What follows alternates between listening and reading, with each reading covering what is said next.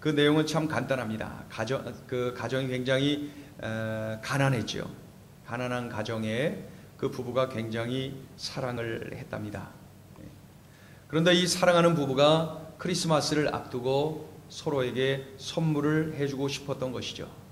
이 아내는 남편에게 시계줄을 선물로 해주고 싶었던 거예요. 남편에게 금시계가 있는데 시계줄이 하도 낡아서 제대로 찰 수가 없으니 시계줄을 선물로 해주고 싶었고, 이 아내는 그 남편에게 시계줄, 그런데 이 남편은 이 여인이 아주 금발, 이 머리가 굉장히 아름다운데 이 머리빗이 없어서 굉장히 불편함을 겪어, 그래서 머리빗 한 세트를 선물로 해주기를 원했던 것이죠.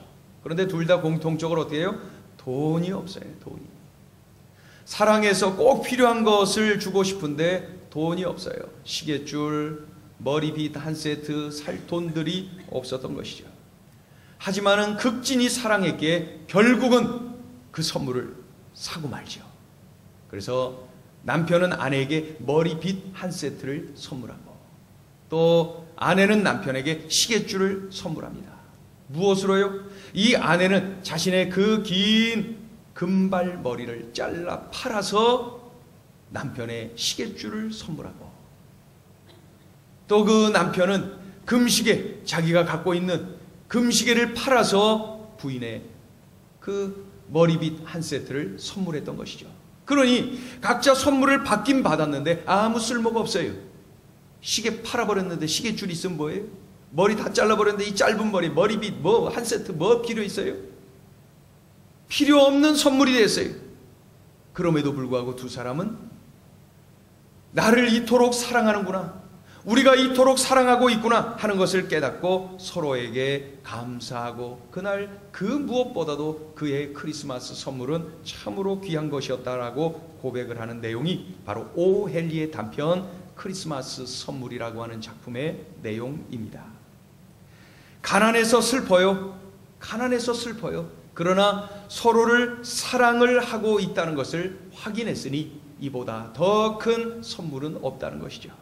무엇보다 귀중한 선물을 받았다고 기뻐해요. 참으로 아름다운 이야기가 분명합니다. 여러분, 하나님은 우리를 사랑하시고 우리를 향한 놀라운 계획을 가지고 계세요.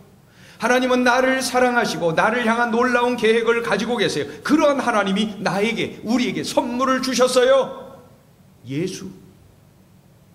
그 선물이 바로 예수. 그 선물을 어떻게 주셨다는 거예요? 그 선물이 나에게 어떤 유익이 있다는 거예요? 선물은 다 좋은데 도대체 이 선물이 어떻게 나에게 주어진 거예요? 이 선물이 도대체 나에게 어떤 유익이 있는 거예요? 성경은 우리에게 선물로 주어진, 우리에게 오신, 하나님께서 우리에게 선물로 주신 그 예수님이 이 땅에 탄생하시는 과정을 보니 성령으로 잉태되었다, 이렇게 말씀하고 있어요. 마리아가 요셉과 약혼을 했지만은 동거를 하지 않은 상태에서 임신을 합니다. 성령의 능력으로 그렇게 되었음을 성경은 밝히고 있지요. 많은 분들이 성경에 기록된 기적을 믿으려고 하질 않아요. 성경에 기록된 기적을 믿으려고 하질 않아요. 그래서 어느 신학자는 이렇게 말을 했어요. 만약에 성경에서 기적을 믿지 않고 성경에서 기적을 빼버린다면 딱 한 가지만 남는다. 성경책 껍데기만 남는다는 거예요. 성경은 말이에요, 처음 시작할 때부터 기적이, 창세기 첫 번째 책 창세기 1장 1절 태초에 하나님이 천지를 창조하시니라, 이거부터가 기적이에요. 이거부터 걸리지 않아요? 이거부터 당황스럽지 않아요? 이거부터 황당하지 않아요? 성경은 기적으로 시작해서 기적으로 진행되고 기적으로 맞춰지는 거예요.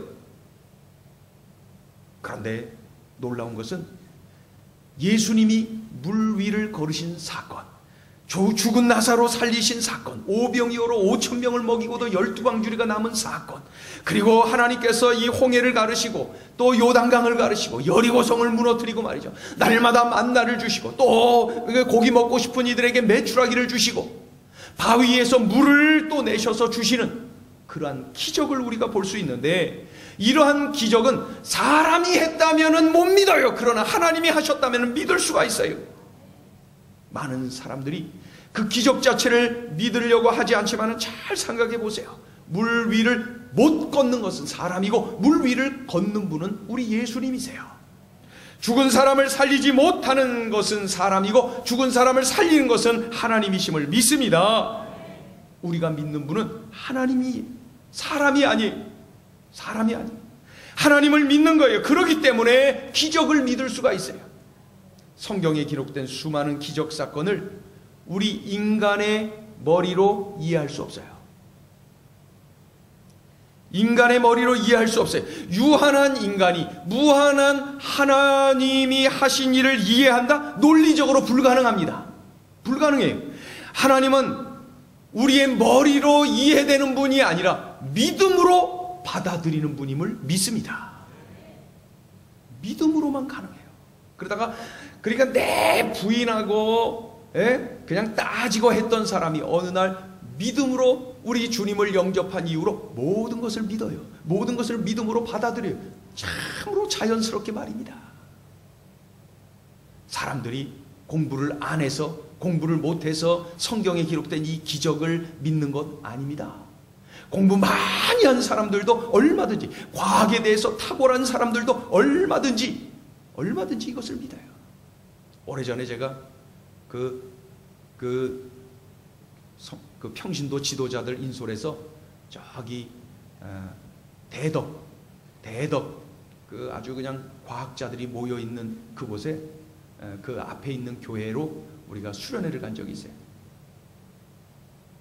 그런데 저녁에 이쪽 예배실 바닥에서 잠자는데 말이죠. 저쪽에서 그 기도 소리가 나요. 그래서 제가 혼자 이렇게 나가서 봤더니 젊은 과학자들이 와서 기도하고 있더라고요. 젊은 과학도들이 와서 기도하고 있어요.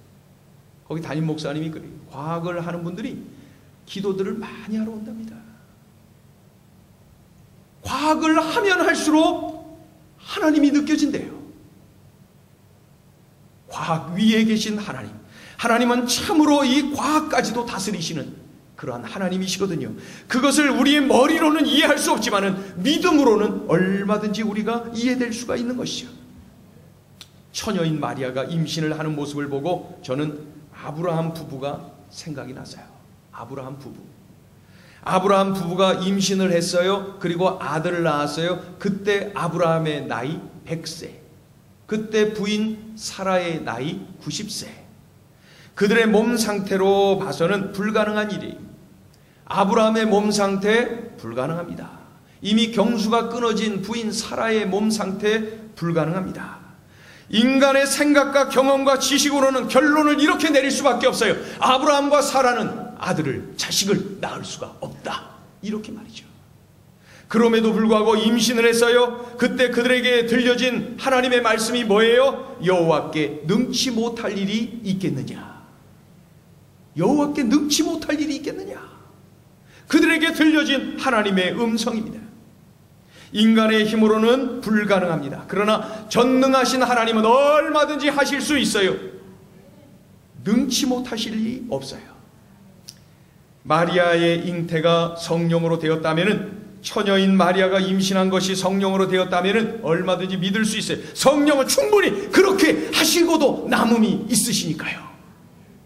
하나님의 전능하심을 믿는다면 성령의 어떠한 기록도 믿음으로 받아들일 수가 있게 되는 것이죠. 믿어져요. 은혜가 돼요. 감격이 돼요. 그것이 얼마나 기쁨이 되는지요.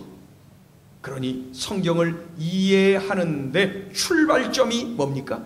하나님은 전능하시다. 하나님은 전능하시다. 그 믿음을 가지고 성경을 보면 말이죠. 기적이 상식이에요. 기적이 나의 삶이에요. 얼마나 감사하죠. 하나님은 전능하시다. 이러한 하나님을 확신한다면 성령으로 잉태되어 우리에게 오신 예수님, 나에게 오신 예수님이 믿어질 줄로 믿습니다. 우리 같이 한번 외칩니다. 하나님은 전능하십니다. 전능하신 하나님이시기에 성령으로 잉태하게 하셔서 아기 예수님을 우리에게 보내주신 것이죠. 하나님이 주신 최고의 선물 예수. 예수라는 이름의 뜻이 무엇이라고 말씀합니까? 자기 백성을 죄에서 구원할 자, 구원자라는 뜻이에요. 자, 21절을 읽어봅니다. 21절 크게 읽어보세요. 아주 그냥 확신을 가지고 읽으세요. 21절 시작. 아들을 낳으리니 이름을 예수라 하라. 이는 그가 자기 백성을 그들의 죄에서 구원할 자이심이라 하니라. 아멘. 쉽게 표현하면 예수는 구원자이시다. 예수 믿으면 천국 백성이 된다. 예수 믿으면 하나님 자녀가 된다. 예수 믿으면 나의 모든 죄를 용서받고 영원한 생명을 얻는다. 구원을 받는다. 오직 예수를 통하여서 이런 엄청난 주님의 은총을 누리게 된다고 우리에게 말씀하고 있어요. 오직 예수. 그래서 사도행전 4장 12절은 이렇게 말씀합니다. 다른 이로서는 구원을 얻을 만한 다른 이름을 우리에게 주신 적이 없어요. 그렇죠? 구원을 얻을 만한 다른 이름을 우리에게 주신 일이 없다. 다른 이로서는 구원을 얻을 수 없나니 천하인간의 구원을 얻을 만한 다른 이름을 우리에게 주신 적이 없다라고 분명히 선포하고 계세요. 오직 예수만이 우리를 죄에서 구원해 주실 수 있는 분이시다. 그래서 요한복음 14장 6절에서 우리 예수님이 친히 말씀하셨어요. 내가 곧 길이요 진리요 생명이니 나로 말미암지 않고는 아버지께로 올 자가 없느니라. 달리 표현하면 오직 예수만이 하나님께로 가는 길이요 진리요 생명이다. 오직 예수만이 죄에서 구원받는 유일한 길이요 진리요 생명이다. 이렇게 말씀하고 있어요. 15세기 최고의 화가이며 조각가이며 건축가이며 과학자인 사람이세요. 이렇게 여러 가지를 했어요. 이탈리아 사람 15세기 최고의 화가이며 조각가이며 건축가이며 과학자가 있었어요. 레오나르도 다빈치. 레오나르도 다빈치. 그가 43살이 되던 어느 날에 화가로서 완숙미가 느껴지는 그때에 그 지역에 아주 유명한 귀족이 레오나르도 다빈치를 찾아왔어요. 그리고 그에게 그림을 한 점 그려주기를 부탁을 합니다. 그림을 한 점 그려주시오. 어떤 내용의 그림이냐면은 예수님께서 잡히시기 전날 밤에 최후의 만찬을 제자들과 함께하는 그 장면 말이요. 마지막 식사 장면, 그 최후의 그 만찬을 그려주시오. 그래서 부탁을 받고 이제 레오나르도 다빈치가 그림을 그리기 시작하죠. 얼마나 오랫동안 걸렸겠습니까? 최후의 만찬. 그래서 그림을 그리는데 그 그림 정중앙에 예수님이 계시는 거예요. 그리고 왼쪽에 6명의 제자들을 그렸고 오른쪽에도 6명의 제자들을 그렸어요. 그리고 중앙에 있는 예수님 오른손에 은잔을 들고 계신 모습으로 그렸어요. 중앙에서 예수님은 은잔을 들고 계시고 양쪽에서 6명씩 제자들이 있는 것으로 그려놓았죠. 늘 그랬듯이 그림을 완성한 후에 아주 절친한 친구를 부르죠. 그 친구에게 묻습니다. 이보게, 이 그림을 좀 봐주게. 그 그림을 보면서 이 친구가 감탄을 합니다. 최고의 걸작품을 만났으니까요. 감탄을 하는 거예요. 정말 훌륭하네. 정말 훌륭해. 유난히 눈에 띄는 게 말이야.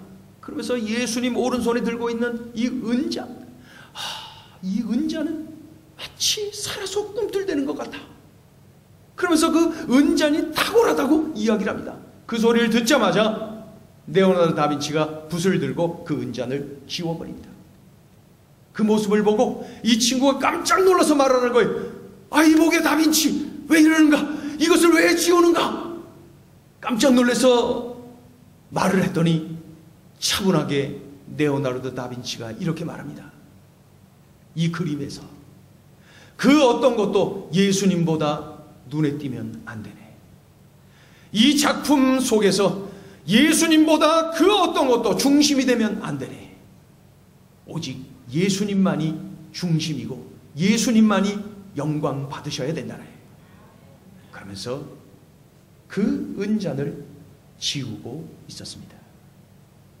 얼마나 귀합니까?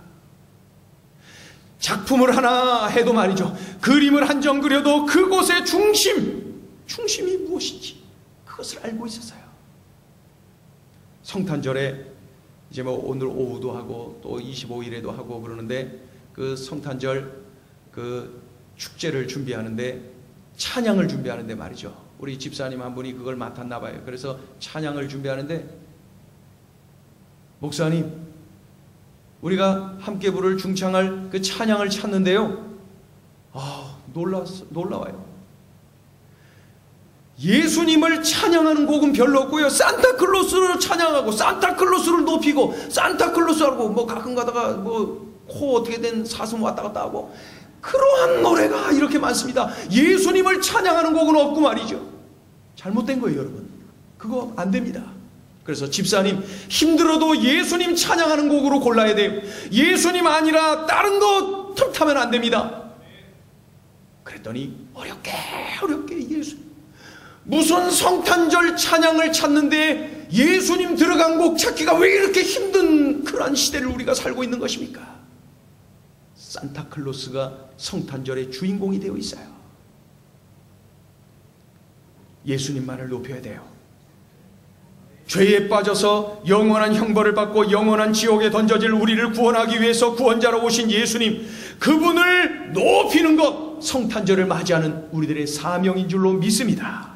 나를 살리려고, 우리를 살리려고, 우리 온 인류를 구원하기 위하여 이 땅에 오신 예수님, 그 예수님을 우리가 감사함으로 감격함으로 맞이하며 높여드리고 찬양해야 되는 것이죠.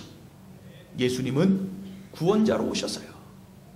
누구든지 예수님을 믿는 자마다 멸망치 않고 영생을 얻는 줄로 믿습니다. 영접하는 자, 곧 그 이름을 믿는 자들에게 하나님의 자녀가 되는 권세를 주신 줄로 믿습니다. 이것을 위해 오셨어요. 이것 위해 오셨어요. 우리 살리려고 오셨어요. 예수님은 우리의 구원자로 오신 거예요. 구원자로. 여러분, 저를 한번 따라해 보세요. 구원자로 오신 예수님 감사합니다. 여러분은 감사합니다만 크게 하세요. 그 대신 크게 하세요. 나를 구원하러 오신 예수님 감사합니다. 더 좀 크게 좀 해주세요. 나를 구원하러 오신 예수님 감사합니다.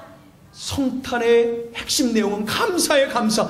나를 구원하기 위해서 오셔서 감사해요. 우리를 구원하러 오셔서 감사. 우리를 살리러 오셔서 감사해요. 감사.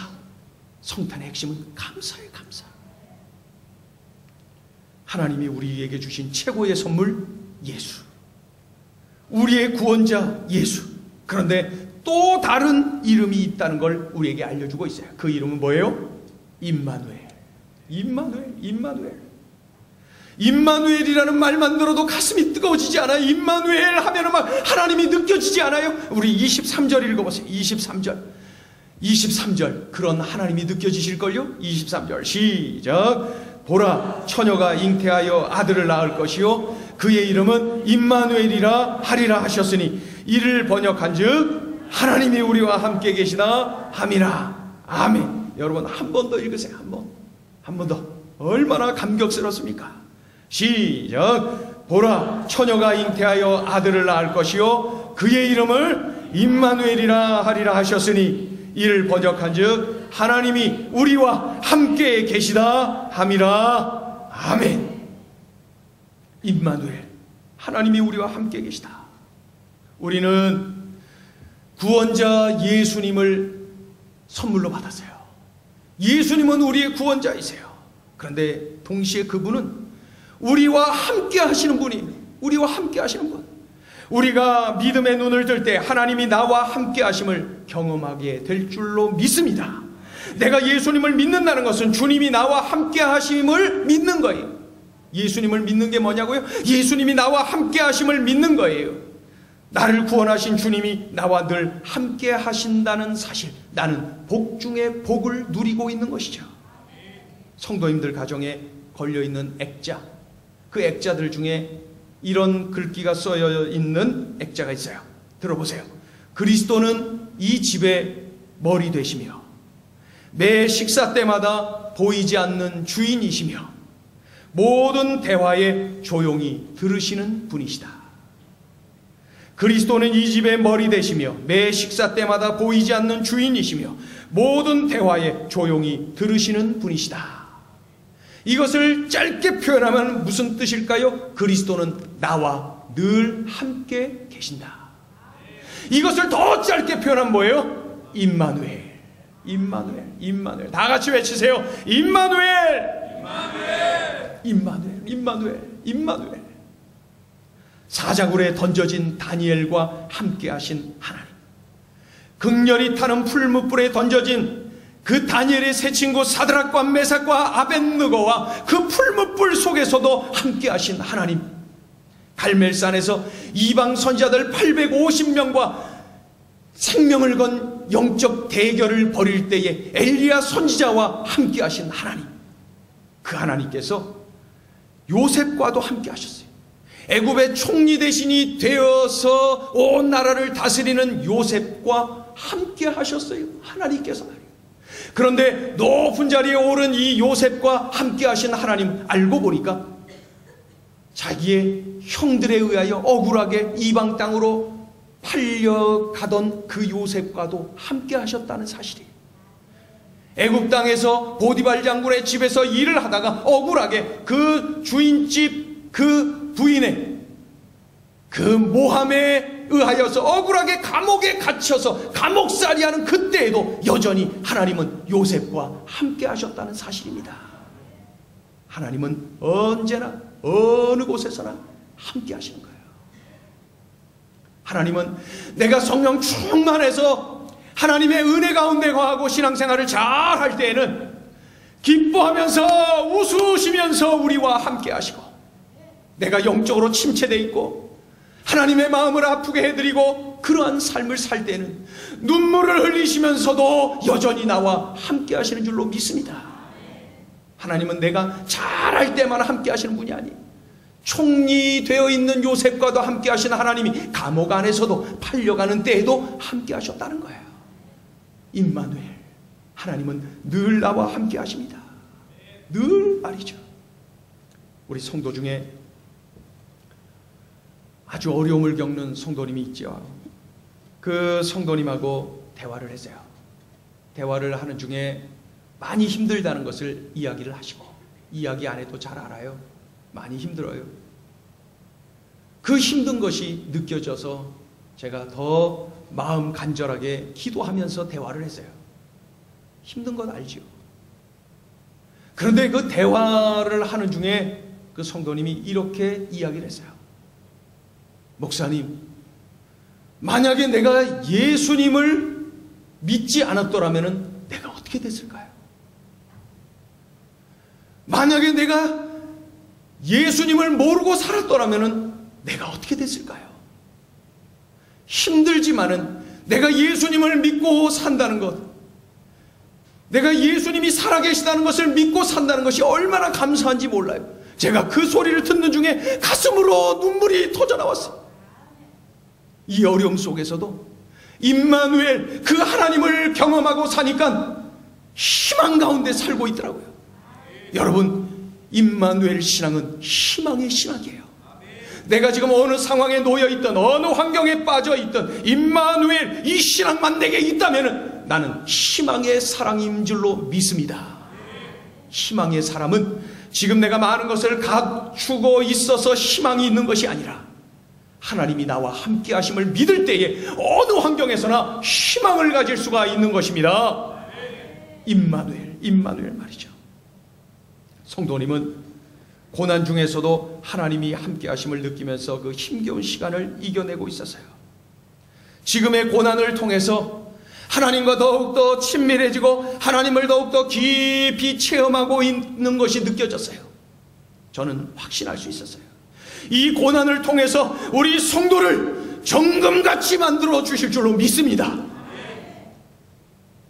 임마누엘 신앙이 있으니까 이 고난을 통해서 정금이 되겠구나, 정금이 되겠구나. 어느 때나 우리가 기억해야 될 사실이 있다면 하나님이 지금 나와 함께 하신다. 우리 크게 한번 외치겠습니다. 지금 나와 함께 하십니다. 하나님은 우리를 사랑하시며 우리를 향한 놀라운 계획을 가지고 계세요. 그 하나님이 우리에게 선물을 주셨어요. 예수. 그보다 더 귀한 선물이 어디 있을까요? 예수님으로 인하여 우리가 죄에서 구원받게 되었어요. 그래서 하나님의 자녀가 되었어요. 영생을 얻게 되었어요. 이러한 놀라운 은혜를 우리가 누리게 됩니다. 그 선물로 우리에게 오신 예수님으로 인하여 우리가 이 구원의 감격을 누려요.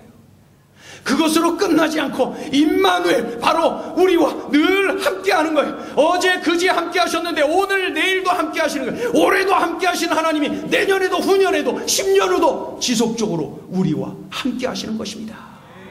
그래서 나를 구원하기 위하여 오셨어요. 나와 함께 동행하기 위하여 오셨어요. 여러분, 성탄은 그래서 이러한 감격을 끌어안고 우리 주님을 바라보며 감사합니다, 감사를 외치는 거예요.